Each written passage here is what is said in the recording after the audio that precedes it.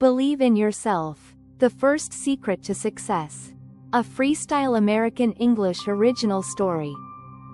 Monday morning. The apartment window. I woke up before my alarm went off. The city is still deciding who it wants to be today. I stand at the window, my hair still a little wild from last night, and press my palm to the glass. It's cool, honest. Across the street, the baker flips the lights on in the corner shop. Somewhere below, a runner's footsteps tick like a metronome saying, "Go on, go on, go on." Last week's news hurt. The email begins with, "Thank you for applying," and ends with, "We've decided to move forward with other candidates, thanks." Between those lines, I lost a year of hope, and I watched it all slip through my fingers like dry sand. I boiled some water for my coffee. The quiet morning ritual: mug, spoon, steam, coffee beans. Then I whisper the truth to myself. I am tired of being the version of me that doesn't follow through. So I made a tiny plan. Today I will make one small promise to myself, and keep it. Not a grand plan, not a dramatic plan. Just a promise to keep. Maybe beliefs aren't lightning. Maybe a belief is a candle that learns to trust its own flame. I wrap my hands around my coffee mug. Okay. I tell myself. One promise. The coffee shop. 2 napkins. Maya, the barista, knows my order. She asks anyway. Trying anything new today? Maybe, I said. Give me a minute. I'm thinking about it. I sit next to the window and wrote on a napkin. One promise I will keep today. Speak about myself the same way I speak about people that I love. A man at the next table leans over. He has a frayed scarf, and kind eyes. That's a good promise, he said. But it's harder than it looks. You read my napkin? I asked him. Only the bold parts. He winks. He stirs his coffee. It looks like you're on the verge of something new. I am, I said. I received a big no last week. The kind of no that wakes up all the other old numbers. He nodded. I know that feeling. It's overwhelming. Then he offers some advice that sinks in deep, in my chest like a heavy weight. I didn't know that I needed to hear. Never let one person's opinion become your permanent biography. He stands up to leave. Make it 2 promises, he adds. One for today and one for who you're becoming. After he goes, Maya brings my drink, and a second napkin. On it, she's wrote, "Second promise. Act like the person I want to become, before it becomes my reality." I press my palm over the napkin like it might float away. Thank you, I whispered. For more than just the coffee. The park bench. The 3 rules. At the park, I chose a bench in the warm sun. I opened my notebook and wrote the title. Rules for Rebuilding My Beliefs. Rule 1. Keep today's promise. No negotiation. Rule 2. Speak to myself like someone I am responsible for protecting. Rule 3. Collect proof, not perfection. Proof can be small. A glass of water after a walk. Showing up to a blank page. Asking a question while my voice shakes. Proof doesn't brag. It just accumulates until even my doubts has to admit it's there. A breeze flows through my hair. A thought loosens. Beliefs aren't a reward at the end. They are tools at the beginning. I decide to collect 3 pieces of proof. 1. Send one bold email. 2. Do the hard things first. 3. Finish with gratitude on paper, not just in my head. I close my notebook. Out loud, to the trees, to the pigeon inspecting my shoes, I said, I'm building my beliefs. The night desk. The first kept promise. The night draws a beautiful necklace of lights around the city. I take sit at my desk. The 2 napkins stand out like little billboards. Subject line. Reintroducing myself. I wrote like someone I would hire. Clear. Warm. No shrinking to fit. I breathed between paragraphs, wrapped my hair behind my ear, and made room for my face, room for my voice. I hit send. Not perfect, but proof. Then I wrote 3 lines of gratitude. The stranger's sentence, the words written on Maya's napkin, and my own words, showing up. As I lie down, I close the day with a sentence. I believe in the me who keeps my promises. The rain answers back softly on the glass. The gym. 1 more rep. The gym smells like blood, sweat and tears. I don't belong to this gym yet, but I show up anyway. Today's first workout is hard and physical. 5 sets.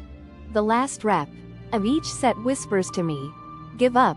No one will know. But I will know. I said out loud.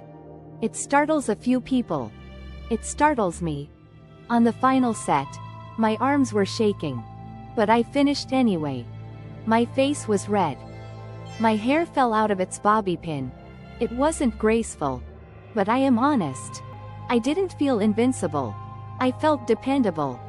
I left the gym with shaky legs and a small, but steady pride that fits in my pocket like a stone. Proof. The office elevator. Echo arrives. In the office elevator, the brushed stainless steel doors hold my reflection, tired eyes, and a determined stare. When the doors close, I meet Echo, the small inner voice that moves in when I'm uncertain. You're faking it, Echo says. People can tell. People can tell I'm trying. I answer. Trying isn't enough. It is today, I said. Trying is the proof I promised. Today. The elevator stopped. The doors open on my floor. I step out of the elevator with my heart beating too loud and the truth louder. I can feel fear and still keep a promise. The lunch walk. The proof list. At lunch, I walked around the block and opened my notes app. New page. Proof I can't deny. I write down my list. Showed up to the gym. Finished that last rep. Write and sent the bold email. Speak kindly to myself when I fumble over my words in the morning meetings. Echo tries again. Small things.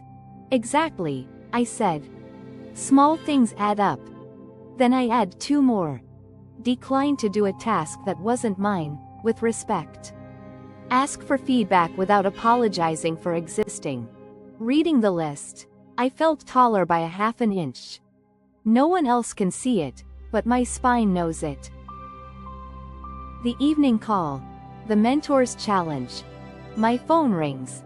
Unknown number. I almost didn't answer, but something in me has been practicing courage. Is this? A voice asks my name, from the coffee community board.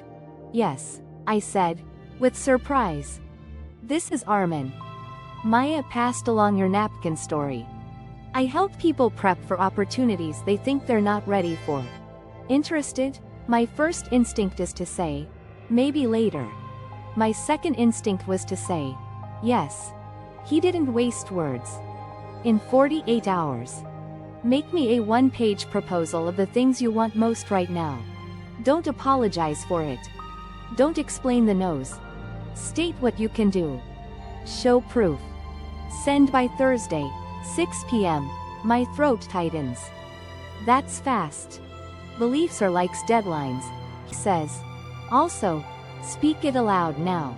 I swallowed. I will deliver a clear, confident proposal by Thursday by 6. Good, he said. Beliefs are like witnesses, too. Wednesday, Thursday, Friday. A string of wins. Wednesday morning, I rewrote my list. Blocks of time become promises with names. I drafted the proposal in plain language. Every time I try to hide behind buzzwords, I deleted them. I add a section called Receipts. Proof of small wins, links, notes from people I've helped. Echo paces. They'll see the holes. They'll see the honest edges, I answer. Edges can be sanded down. At lunch, I practice my pitch to an empty conference room. My hair falls forward. I pulled it back and keep going. I took a walk after work and past the coffee shop. Maya gives me the thumbs up. I grin like a kid who just learned to ride a bike without training wheels.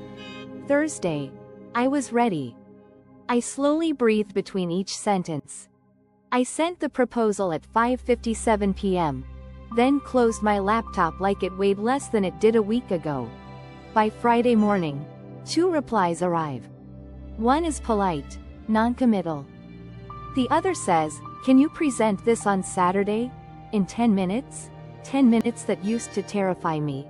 10 minutes that now feel like a small trail that I've been quietly clearing all the branches away." Saturday. The invite. I ironed my shirt. I practice my opener twice, then stop before it becomes a script that I could mess up. Outside the venue, I watch people arrive. Confident steps. Conversations I used to avoid by looking at my phone. I breathe. I remember my 3 rules. Keep today's promise, speak to myself like a protector, and collect proof. Inside, there's good coffee, and a subtle buzz of excitement in the air. My name is on a small card. I touch it like a lucky charm. Armin finds me. "State your promise," he says. "I will show them who I am without shrinking or swelling," I answer. He nods. "Good. And when Echo speaks, I'll thank her for trying to keep me safe, and then I'll choose a different driver." Backstage. The old story cracks. Backstage is a hallway with a ficus tree and a faint hum from the other speakers. It smells like dust and possibility. Echo arrives. Punctual. They'll ask you a question you can't answer. You'll freeze. If I don't know, I will say, "I don't know yet, but here's how I'll find out." They'll compare you to someone better. I'll compare myself only to myself. I pull an elastic from my wrist and gather my hair, then let it fall again. I want to look like myself, not a version of me in disguise. I open the Notes app and read my proof list. It's longer now. The final item is new. Say yes to the room I used to avoid. The old story. That I'm not enough. Splinters on the edges. I can hear the new ones underneath it, like a melody that was always there, just drown it out. On stage.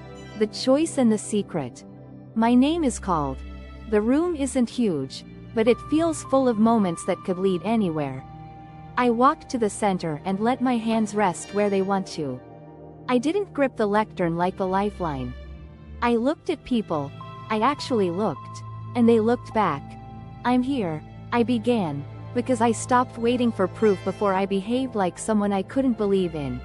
I told them about the 2 napkins, about my 3 rules, about the proposal written without apologizing for existing. I said, "We think beliefs arrive at the finish line and wait for a medal that someone hangs around our neck. But beliefs are a tool you pick up at the starting line.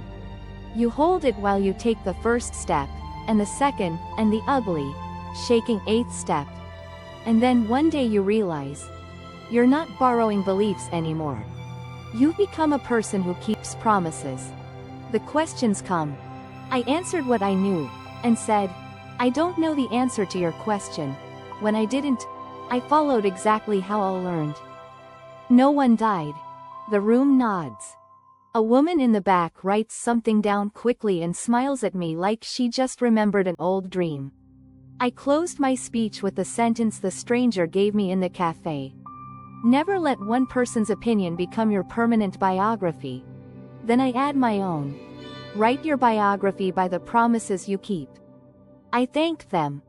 Applause rises like warm rain. Later, outside, the sky was clear enough to make a promise to. I feel the weight of my hair on my shoulders, ordinary and right. I text Maya. It all went well. Thank you for the second napkin. I text Armin. Delivered. Learned. Ready for the next one. I opened my notebook and checked the 3 boxes. Then I drew a 4th box and wrote, "Keep on keeping on." Because that's the secret I almost missed. Believe in yourself is not a feeling I chase. It's a practice I do. And every time I do it, I trust myself a little more. I turned toward home. The city is still deciding who it wants to be tonight. So am I, and for the first time in a long time, I'm happy with the direction I'm walking. Outro. If this story moved you, tell me one small promise you'll keep today. Then keep it. That's how belief begins. Subscribe for more real English stories, motivation, and learning mindset videos from Freestyle American English.